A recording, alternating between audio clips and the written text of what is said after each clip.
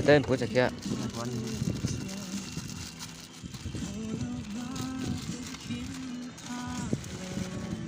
bữa tên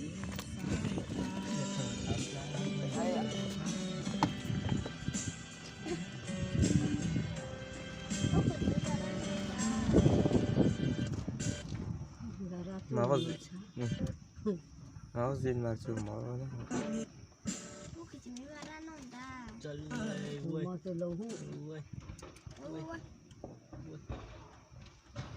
Ada